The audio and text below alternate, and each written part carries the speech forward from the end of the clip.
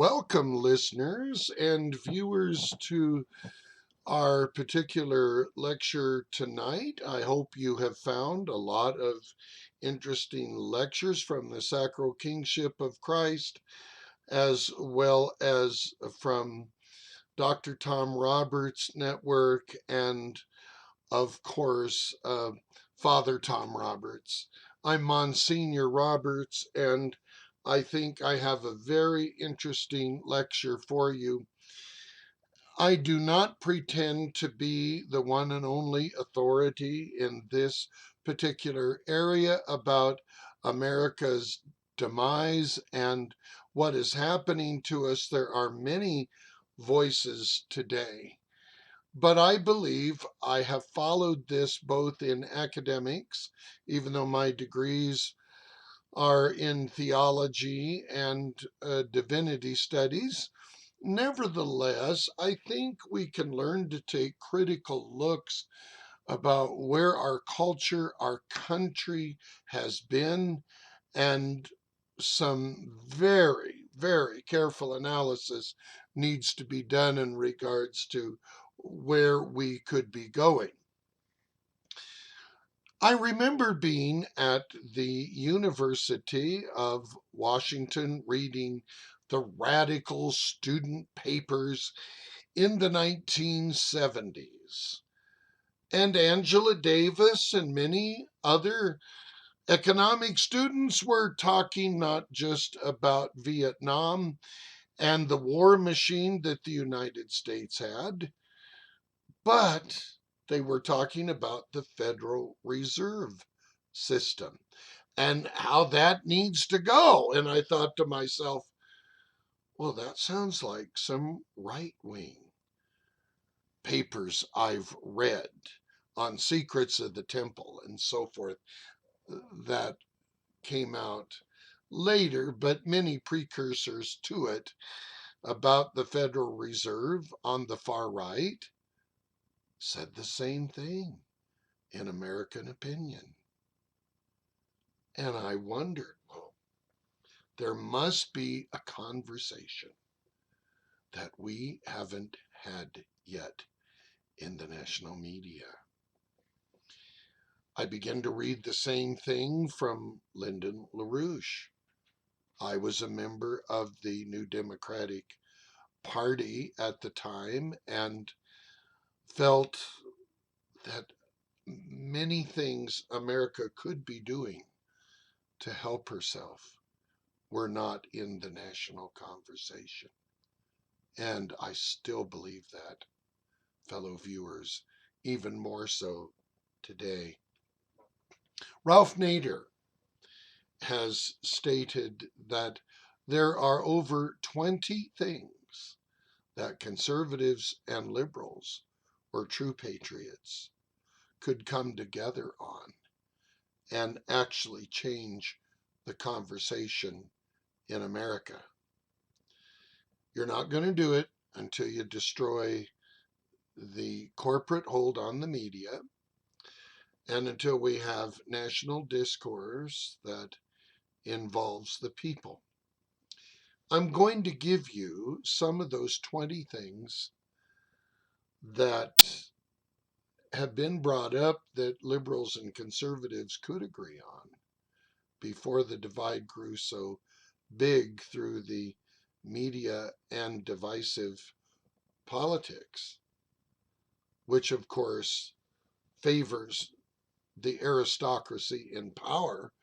The more we fight with each other over false ideologies. Number one, let's realize that America has its aristocracy. And these aristocracies of over 50 families have been written about in 38 volumes. And it's where many of the Bushes, the leading families, the Clintons, may look like on the political stage that they are at odds with each other.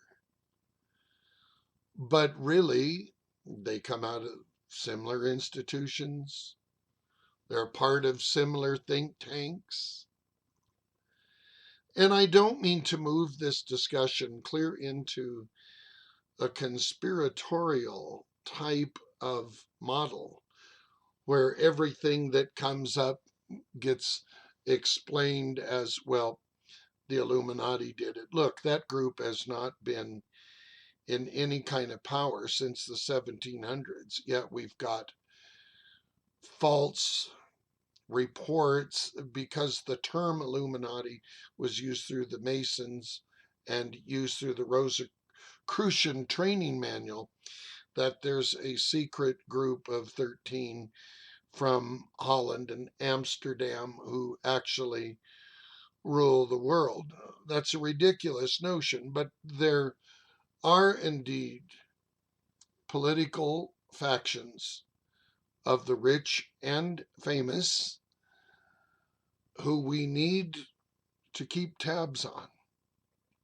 Bohemian Grove is one that came out in the Seattle Post-Intelligencer in July of 1979 in a publication which I have in my library here in the archives that talk about who rules Washington and what are some of the key powers that are behind the story that you hear in the nightly news. It was very daring of the PI to print that way back when. And, folks, it's very interesting to really ask some key questions. What is the story behind the story? Is what we need to really look at. That's behind this oligarchy in the United States that keeps the downtrodden from really finding their place in corporate America. We don't seem to realize that we are creating a fascist environment in this country where only the rich can actually succeed in case a collapse of the economy, pray tell, ever does happen. Class warfare. The corporate media controls the discussions that we entertain. Sure, I can get on social media, but I'm no competition for Fox. In 1950, we had 70 different communications companies. Today, outside of NPR, Pacifica, and a few public outlets, we have basically 6. Time Warner, Fox, of course, and even at that level, they have different professionals on each other's boards. Walt Disney, Clear Channel, just to name a few. I came from a day in broadcasting where local ownership was encouraged. That was taken away from us, reports the Republican Sound Machine and the San Francisco Examiner, when 200 corporations were backed by the political parties on the cable news networks to actually deliberately to create a monopoly that would control much of the narrative spoken about in America today. Most American citizens are unaware of the fact that 200 corporations, writes the Examiner,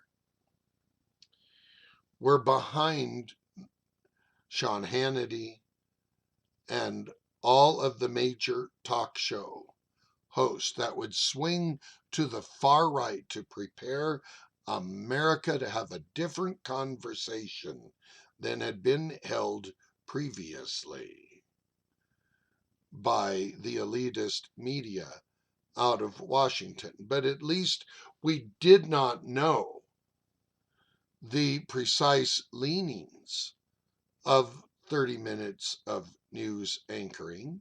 America's news never was extremely journalistically at high standards, like Europe, like Japan, like many other nations who did a great deal of in depth reporting.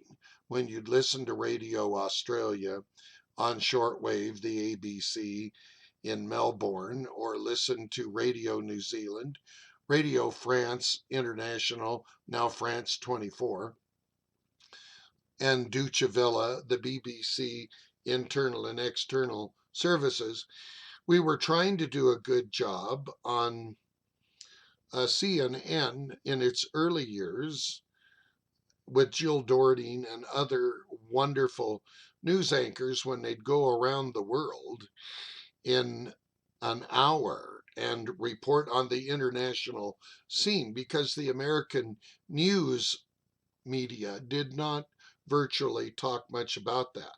Then, when Fox, of course, outbid everyone with the corporate backing that it had to undercut the other stations on cable, then they had to lower their standards because everything became profitable. And of course, the news media, of course, began to outdo the local network stations in ratings. And so, therefore, everything became politically and, of course, driven by its investors.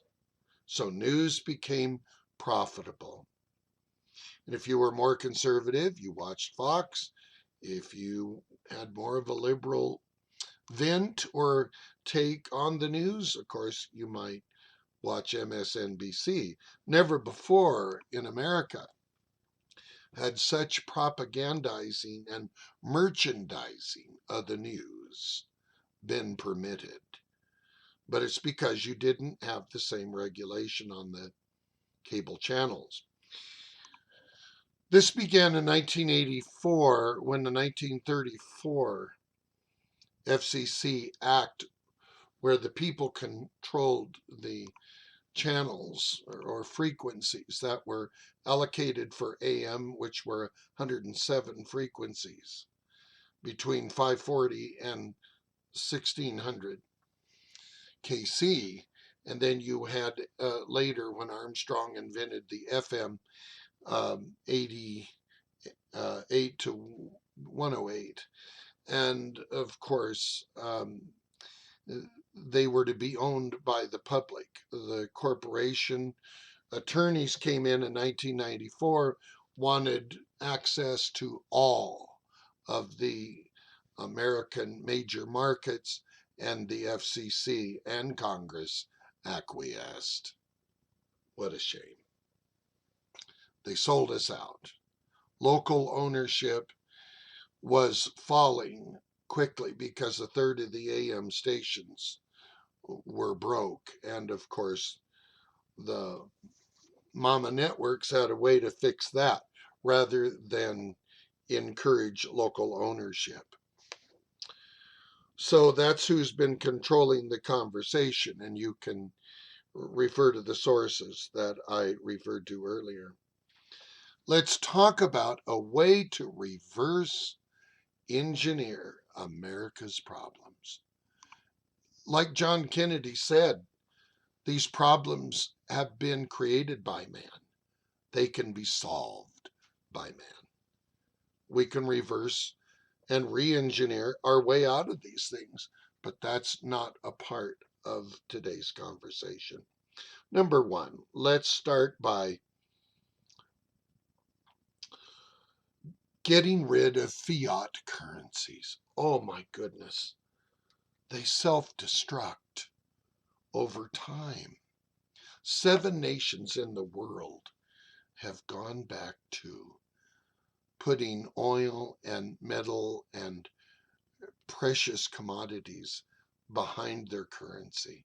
It's part of the reason we're in so much debt, because of the passage of the Federal Reserve Act in 1913 at Jekyll Island. One of the most interesting phenomena have happened. Yes, you can stimulate an economy and just float currencies, and that's part of the reason Nixon floated our currency back in the early 1970s, to get rid of any vestige of gold or backing behind the dollar. So it would just be a credit note, so to speak, or a Federal Reserve note.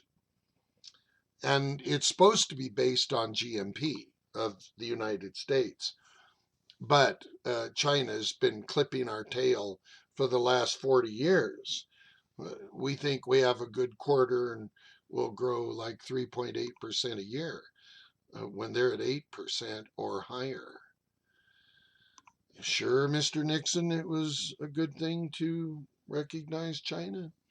Things had to change. Did they have to change in the way that we have purposed it to end up? Okay, so fiat currency would have to go. Do you realize?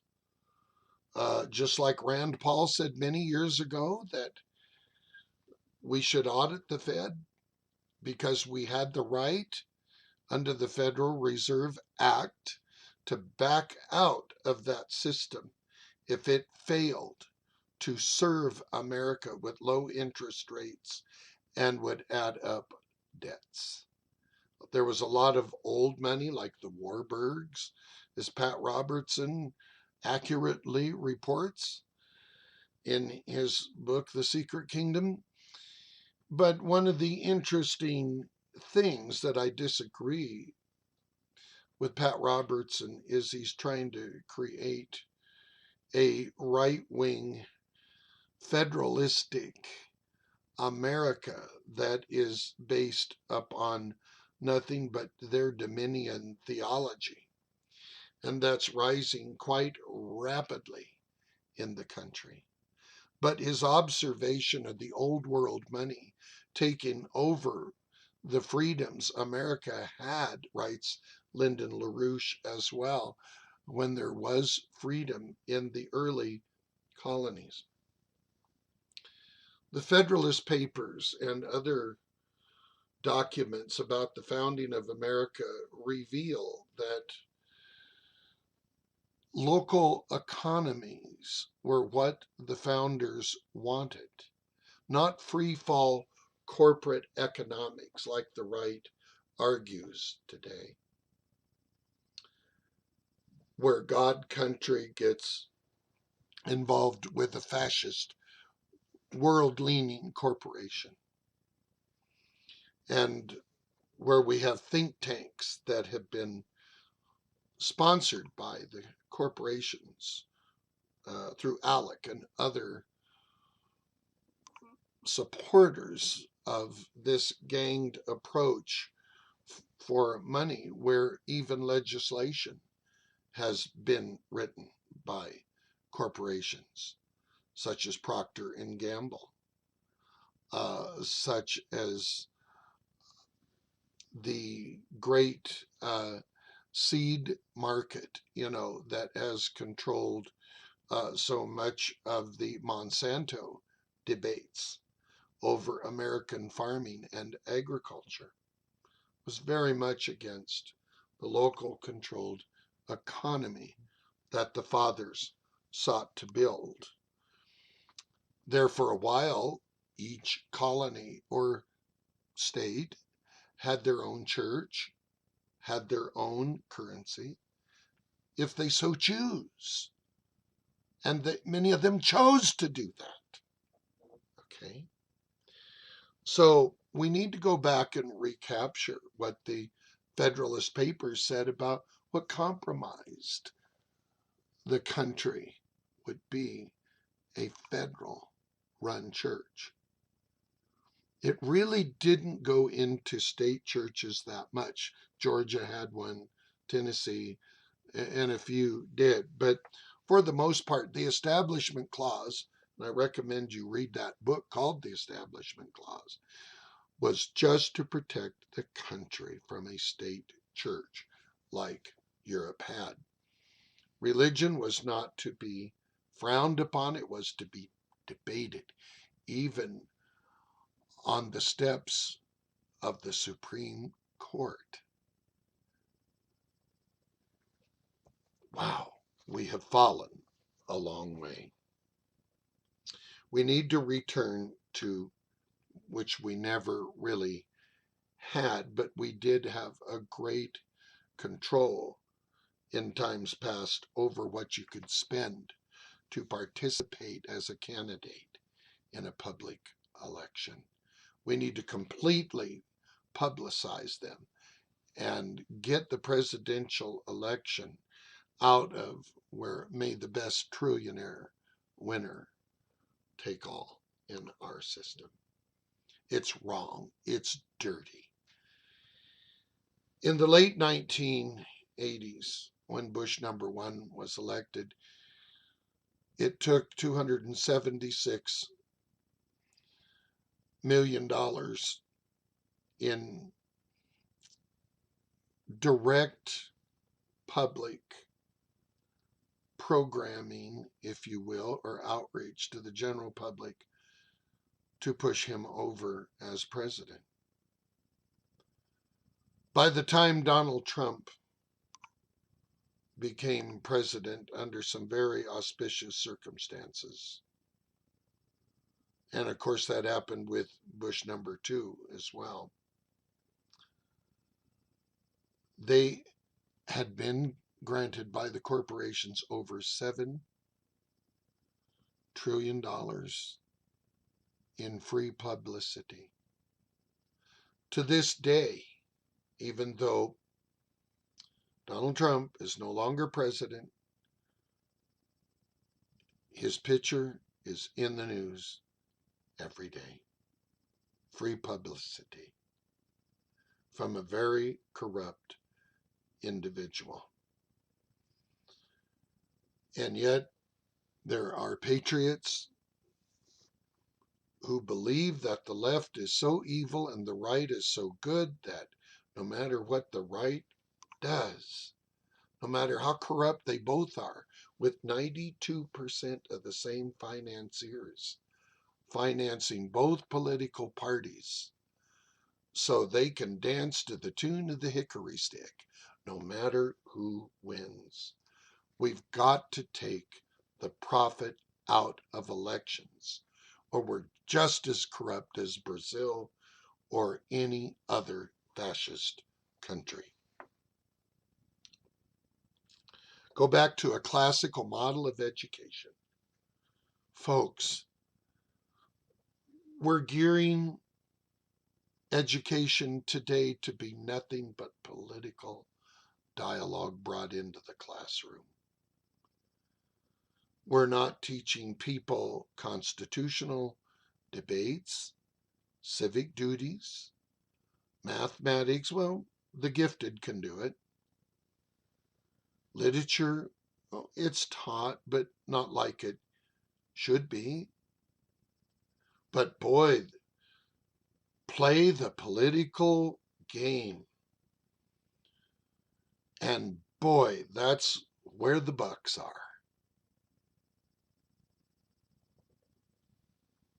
In 1968, critical thinking test scores began to fall in America. So educators simply lowered the standards so people could still get into Harvard, Yale, Ivy League schools and state schools, and local secondary schools with less and less critical thinking. With more and more courses being given in media. I'm not against that, but should you have a master's degree in corporate media? Well, they do exist. In the United States today, and I'm working on my third doctorate, my second PhD from a foreign university, because I believe in the old classical model. Now, we used to believe in the self made man in America, where you could be intelligent and learn a trade, and yet you still had a general idea of what America stood for. That's completely gone in our ethos today. All you get is right and left fighting with each other over the crumbs, and the American people get left behind. We need national debates on these subjects. If we returned to a classical form of education, we would know a lot more culture, a lot more about American and European and Asian history. We would be a lot more informed, a lot more analytical in our thought process. All education is considered to be, for most people today, is a way to earn a living, and if you can't do it, who needs it? How did we get here? I didn't receive my seminary and graduate educations to just make money, but to be a better Monsignor Tom Roberts, to be a better scholar, a better human being, a more enlightened thinker, more aware of social issues, how to critically examine my own biases, which is something we don't even believe we have today. We're that uneducated. All right, let's understand civil duties that America, from the earliest days of her inception, there was always to be a liberal and conservative divide between the Hamiltonians, followed Hamilton, and the Jeffersonians. In other words, diversity of thought is good. It's how do we bring the best of all ideas to the forefront? That's what the founders wanted, people. You weren't to be exercised out of the discussion because you were a Democrat or a Republican like we do today, because we think it's un-American. Well, let's debate it. I used to learn so much by participating in debate in junior high school. Today's politicians, they're not well informed. A few are better informed than others, but we don't make good orators anymore, like Al Smith, like John Kennedy, like President Roosevelt. People today can hardly string a sentence together, let alone understand critical theory about economics. Who was Adam Smith? What is supply side economics? It's talked about chapter 1 of any economics textbook who's worth a hoot. What did Keynesian economics actually represent? Not communistic government control, like the right wing says, but to create fairness in the marketplace so you did not have this kind of totalitarian corporate fascism today that's over America, where economic theory as practically practiced just means trickle down. Well, you know what trickles down a person's pant leg. I don't need to describe that. But nevertheless, when are we going to get tired of that stuff running down from this trickle down voodoo economics? And we keep thinking the corporations are going to fix it. That's what Ronald Reagan thought. And they took the money out of the country. Wow. When will we learn? So let's move on to the next subject here. We've got to limit our ability to go to war. That's a big one. Today we get around it, we just call them police actions. Defense, as the State Department calls it, for American interest. That propaganda goes right by the American people.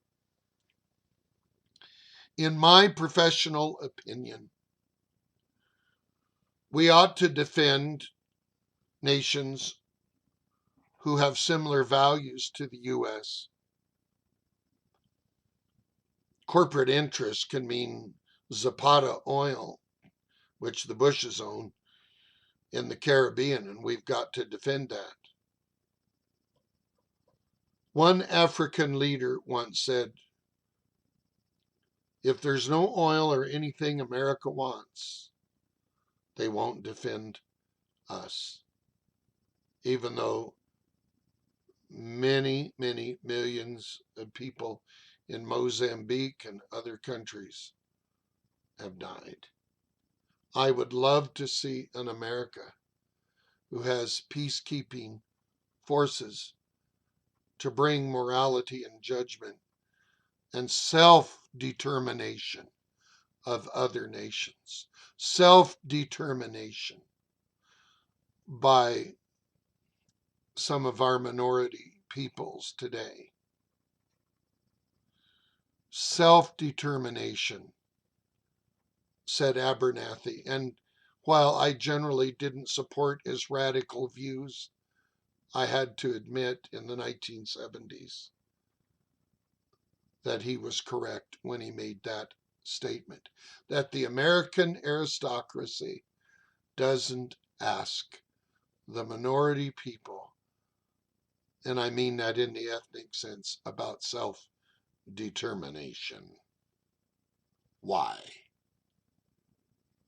We are not going to fix America's unrest until everyone, or as many as possible, become a winner. What else do we need to consider to limit our wars? Look at what we have spent in Iran and Iraq over American interest. 11 trillion. And most Americans do not know that Paul Wolfowitz and others wanted 19 American bases. I've read the 96-page report. And we wanted an American presence to get American oil. That was the PNOC doctrine that the Bush administration subscribed to. And what's sad about that is we don't even know how America was stolen from her people by these international global bureaucrats. And yet the PNOC doctrine was online. You could go right to the website and read it. You can read CFR reports. I've read them back to 1977 when they were saying that America would eventually be dropped when China became great and there was no longer need for the US dollar to be the prevailing currency in the world. How blind do we have to be? A BYU professor has written a great book. Just Google it and try to find it. They Rule in Plain Sight. I'm not saying that I believe what the conspiracy people always try to advocate, like there's little green men ruling in Washington and everything's a false flag. Oh, don't believe that garbage for a minute. But do read critical books that do give you economic and historical information, that point out government documents as they become released and part of the public persona. Do read books that give you that kind of information. Not everything on social media is true at all. Most of it, unless you're reading journals and sources you're familiar with, is very corrupt. 1966, most Americans are unaware of the fact that during the LBJ administration, antitrust laws, they control corporate taxes, ownership, as well as, mortgages and lots of other corporate law and investments were rewritten where American companies would buy into Sony and others, and they could buy into Zenith and to create a great global market. Congress went along with this very naively. By 1972, most American plants were shut down. Most American electronics firms. Zenith tried to hang on, bless their hearts. They were such a great quality oriented company, but even they had to quit making picture tubes in the late 80s in Ohio. And all of a sudden, very quickly, American wages were under attack. We're now about 20th in the world, and yet we still think we're the greatest pocket spending people in the world. It's not true. Australia prices are 9%, 6 to 9% higher than the US, but their minimum wage starts at about 19 an hour. It's quite easy to make 25 in our sister country down under. And guess what, people? They pay out very little in welfare benefits. And their prices aren't much above the structure of the US or Canada.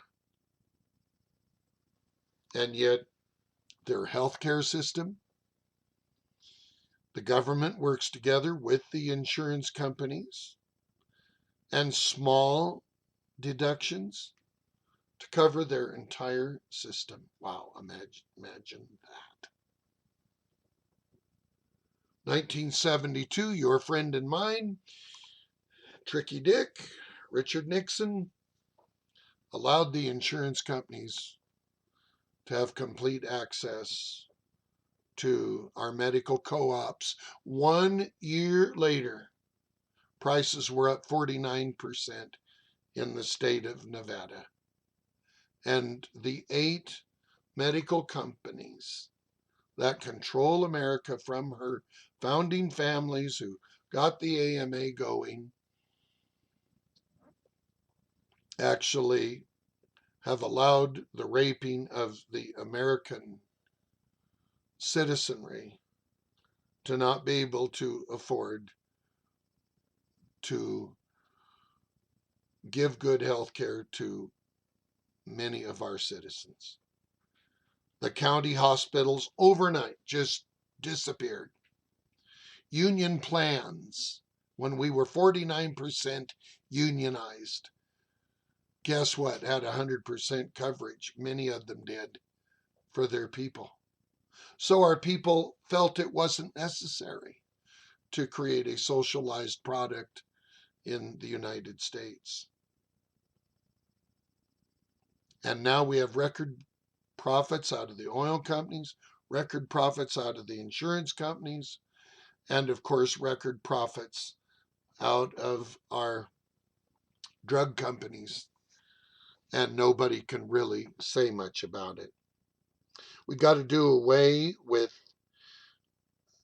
things like ALEC and pooling that actually control the monopolies in the United States. Where is it, Teddy Roosevelt? Yes, he was an expansionist with, American destiny and so forth, but he was against the corporations because he knew in the early 1900s that America would not exist as the Zion on the hill, or the great light on the hill, if indeed we did not return to constitutionalism.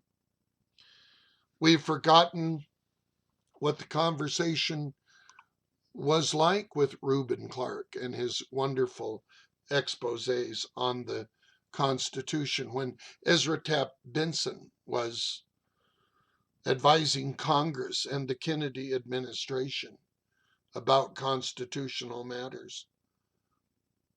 Today, we don't even know the difference between a historical interpretation of the Constitution or a progressive one. Is it supposed to grow with the people, with the democracy? What do we mean by that when the left says that? America is a republic who minors in democracy. Noam Chomsky, do well to get your definition straight. Now, I'm all for democracy in nations. I think sometimes America has, in our system, a winner take all that prevents collective coalitions from actually coming up with creative legislation in our Congress. I think the parliamentary system has some advantages, but some definite disadvantages to our system. But no form of government is, of course, perfect. Let us understand, and I agreed to talk about this earlier, the slippery slope of unbridled capitalism that Fox News, and they actually provide false narrative from Adam Smith and others that the American people don't understand about economics, and so they just believe that Adam Smith was for free fall modern day capitalism. Uh, and of course, with this propaganda, Americans, when Glass-Steagall was, of course, removed, don't even raise an eyebrow about this. Regulate Wall Street, we must do that. A flat tax may not be such a bad idea. We would have to study very carefully how much money the government needs to set a flat tax, but on the surface, it sounds good. Rand Paul and others used to talk about this, and other patriots. Just because people are on the right or the left, as Nader understands, doesn't mean that you're nothing but proletariat, as the Communist Manifesto, used to call the common person. America, Australia, Canada, Western Europe was to be a place where the farmer could be educated, where the farmer could have understanding of classical literature, where people on the line working in Detroit in the auto industry could take part in the local governments and get information to be a part of the 17,000 school districts with PTA meetings across America. But it's become such an elitist operation that most parents are talked to like they're a bunch of invalids. No, America was supposed to be a place where the common person could become great. And she still could be. Let us understand that crime and rehabilitation should exist to help us be a fine-tuned society. America spends more today on incarcerations than we do on education, because when the conservatives get in, they cut, but they don't fix anything. Then we're involved with foreign wars by Democrat and Republican administrations. And so the people are never served.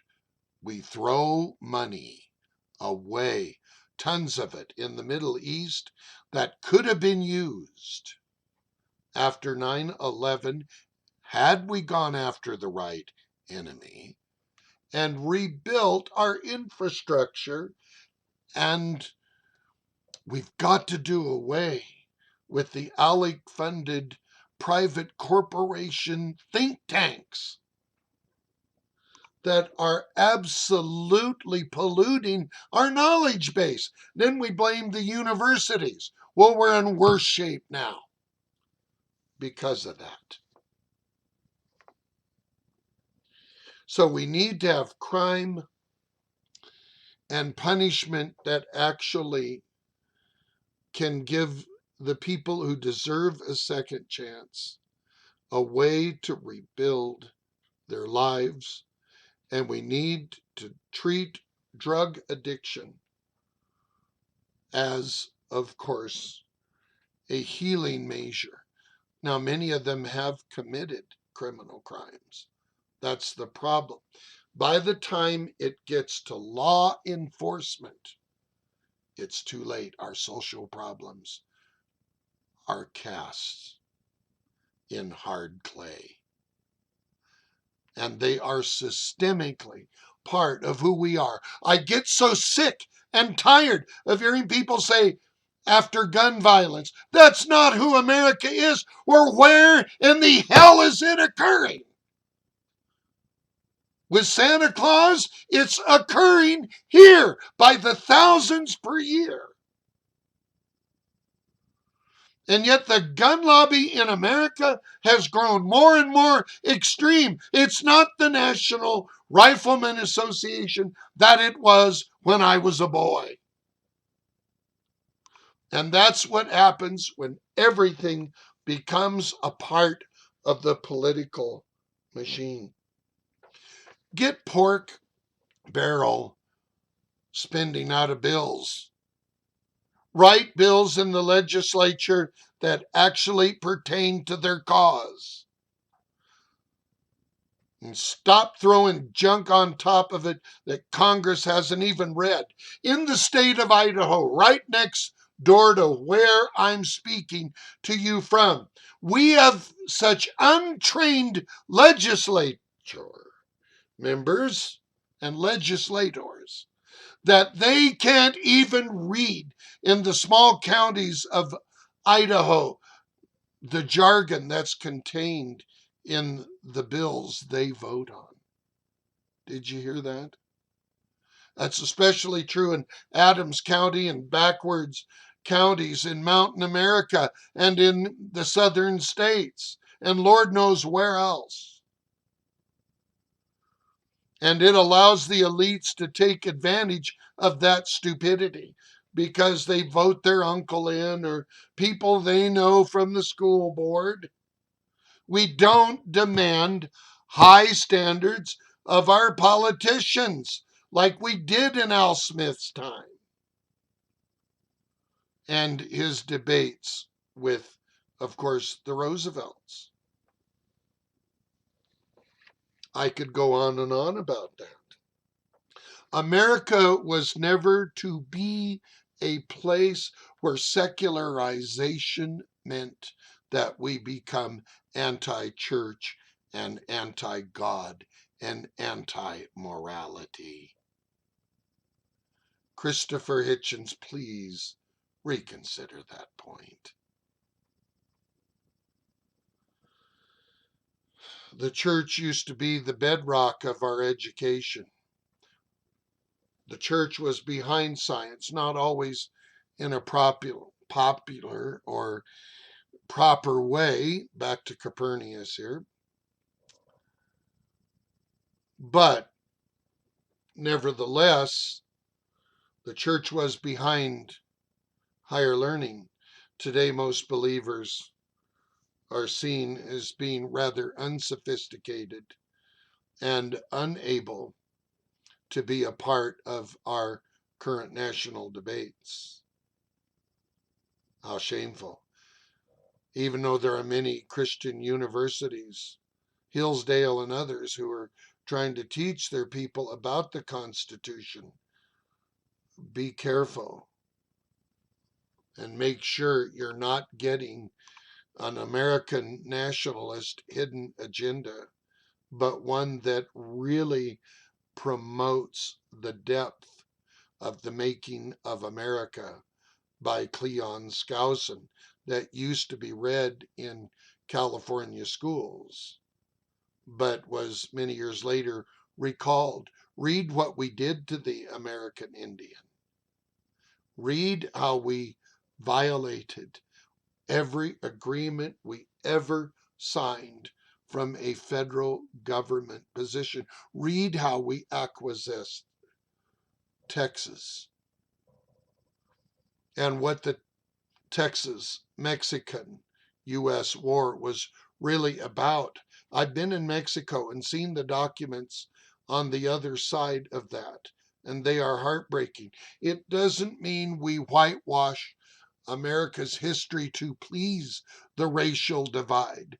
We simply need to tell it the best way that we know it.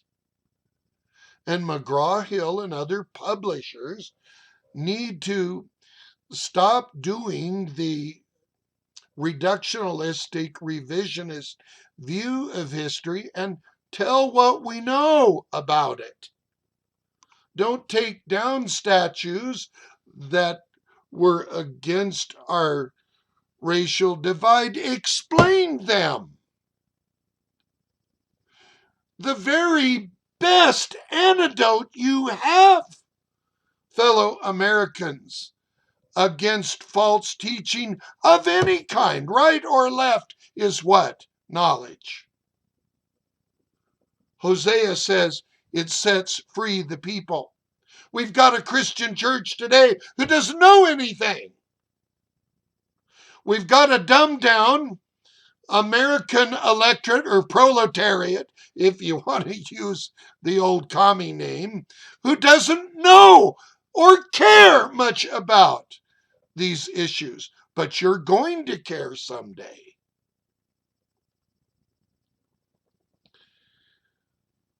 I don't know or care how you feel about the 1840s in America's history. There were many mistakes. There were new religions being founded, many of them under the guise of Restoration theology, which began with Alexander Campbell. And yet a lot of good has been discovered in these churches that have been forgotten by the established traditional church. 1870, Ellen White said America would begin to look like Babylon. And she said that there would be extreme right and extreme left in the latter days of her existence before she completely becomes, as Ellen looked at it, a beast power in the book of Revelation. I don't believe that interpretation, but her observation was certainly correct and has come true on a sociological, political, economic level. Joseph Smith in 1840, founder of the LDS tradition, said it was wrong for one part of mankind to put into slavery another. Now, he also said that the Constitution, picking this up from George Washington, would be saved by a string. And that's part of the reason Reuben Clark, Cleon Skousen, and others, and Ezra Taft Benson in the LDS tradition have fought so hard to save the Constitution. Maybe the Freeman Institute, where we were to study it like Scripture, needs to be reenacted, or at least where we have study groups who would reclaim America's sovereignty.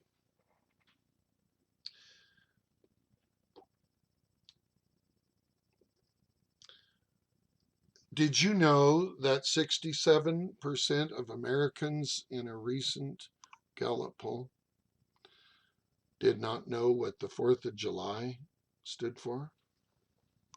Couldn't tell you what it meant. Buying firecrackers, I suppose, one said. How are we going to save this great republic with that kind of citizen non-involvement? The other day I was at the senior center, who I love the people very dearly, but we were trying to talk about some of these issues over lunch, and they just said, well, can't do nothing about it anyway. If we go down, let's go down swinging instead of giving it to them. Did you know in the book They Rule from the Bench, you can actually learn that Supreme Court justices can be impeached? That should have happened when they gave corporations a voice like people. They should have been impeached, all the Supreme Court justices who voted for that, because they get their corporate voice, and then all we get to do is vote for the leftovers or against the leftovers that the political elite give us. And all they got to do is keep things so expensive that we, as common citizens of this great republic, cannot run.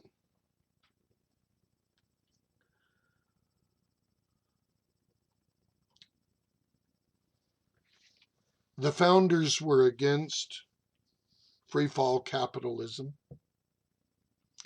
They would not have agreed with NAFTA. I used to call it SHAFTA, the TPP, and giving American sovereignty to international courts.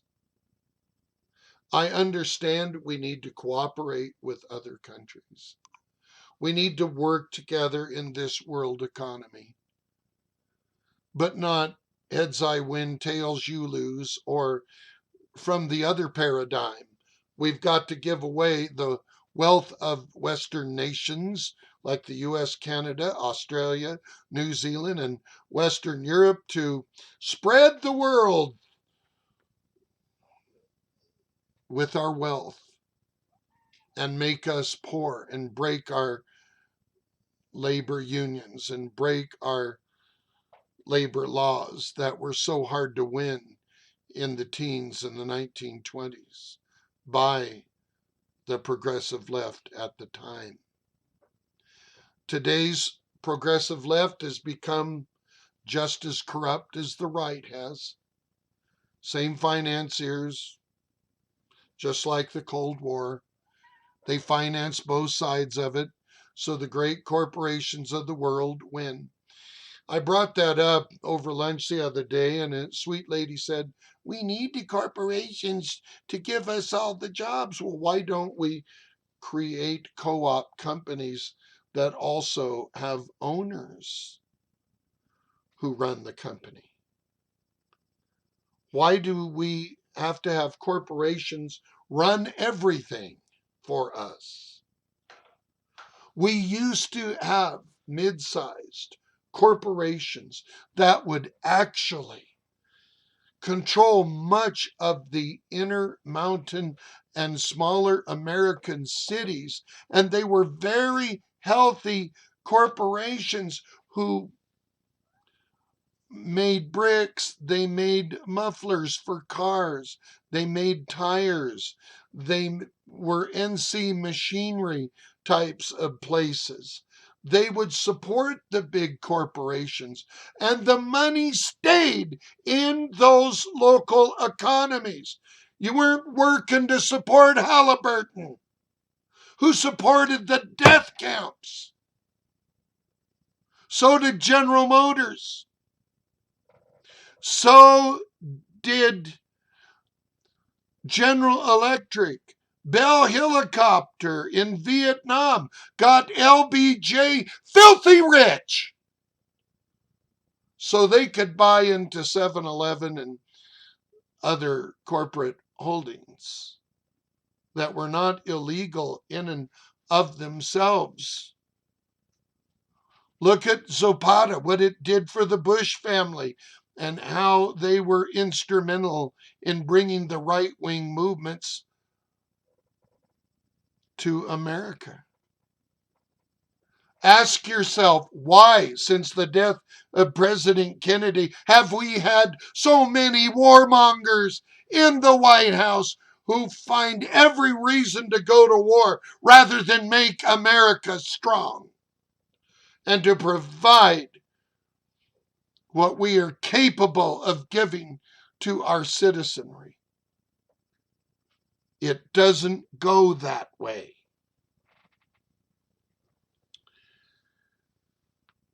No, liberal and conservatives need to follow Lyndon LaRouche's advice. Reverse engineer what has gotten us into so much trouble. Yes, we talk about taking our country back. You can't do it through fascism and fanatical political organizations. You do it through legislation that comes from the people and rolls back the aristocracy. That's how you would do it. You can't do what we did in the 1960s. Peace, brother, peace, and hit the streets and destroy things, and then go back and refuse to study at your college. Remember, I started this lecture out by stating when I was at the University of Washington that there were commonalities that Angela Davis had with American Opinion magazine.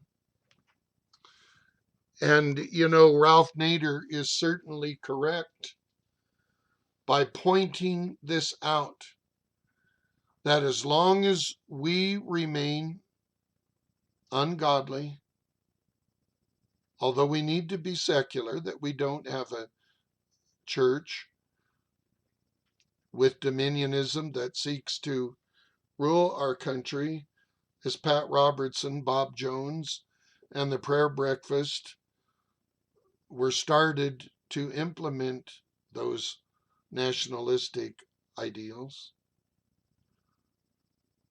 I'm not saying that all these men and women mean to bring totalitarianism to the United States, but that would be the upshot.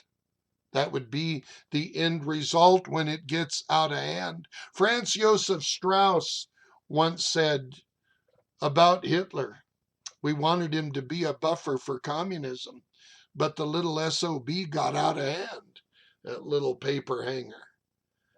Yes, these things can happen. That's why we must come to the aid of our country. We must make America work for many, if not most, as close to all of her citizens as we can, or we will have continued violence and unrest. I promise you. We keep saying it's not the America I grew up in. It isn't. I grew up in an America who believed we could do anything, we could achieve anything, we could build anything. We had a moral conscience. It's been severed. And it's been severed by corporate America, where everything is about surveillance. There's a wonderful publication called Human Rights in the United States. And it's in many government and educational offices. And it says America is the most surveilled country on earth. And we talk about other nations. Why, the far right, if you have a labor policy, why, it's like you're talking about Starlog 13. Look, fascism is on the right and the left. Naomi Wolf did a superior book, and I disagree with some of the technical positions she takes, called The End of America. She gave it at the University of Washington, Kane Hall. I know that room very well. She said, I will shut up when America gets too close to fascism. Just before the Trump administration, she shut up. Other people have written right-wing reactions to The End of America. We need to understand America, Canada, Western Europe, Australia, New Zealand. We're wonderful countries. We've done a lot of good for the world. But our goods and services are not inexhaustible. If you take care of your own people first, then they're far more generous towards others. But to allow the onslaught against the American culture, and we do have one, as Anglo as it is, but it's supposed to be out of many one. We create an America, an Australia, a Dominion of Canada. We create that because the strength in our English-speaking nations are our people, are our moral center and faith in God, faith in something greater than ourselves. I'm scared when Hitchens convinces a modern generation under 30 that atheism is the way that America should travel. No, not down the phony road of American exceptionalism because we're us. America came up during the wonderful time of the Industrial Revolution, and we captured that dream with a moral and centric ethic that who made America was her people. And today, we just don't care about that conversation. Just give me food on the table, no matter how hard it is to make it in today's economy, and I'll shut up. Well, I'm not going to shut up. We need discussions about these things on the local level, the national level, not on just a few college campuses where I and others have given this kind of information. We need to listen to Noam Chomsky when he talks about the downfall of the capitalistic system. We need to understand what words like fascism means, that it's a combination of industry, government, and banking controlling the sociology of a country. Don't talk about communism if you don't know what the hell you're talking about. There were many more types of totalitarianism discussed in Russia by Lenin and Trotsky and others. And one thing is for sure, communism has been a colossal failure. But just because you represent labor unions and have some left leanings like Bernie Sanders doesn't mean you are a communist any more than not all right wing people are Nazis. But we do have draconian measures that are taking place as the right stands up against the left over abortion. I'm not for abortion, with the exception to protect the mother, but I am interested in protecting the women of this great country. I'm sorry that not all extreme right wingers feel that way about the women of their country, let alone the babies that Newt Gingrich says just throw them in an orphanage. Oh, that really worked well in American history. My final plea is this. America is a wonderful country, but we're not what we were. We're not the America that I remember who could do anything as a boy.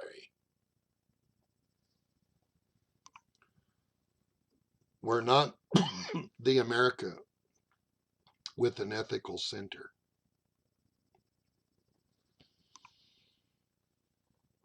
We're very confused, marginalized people today.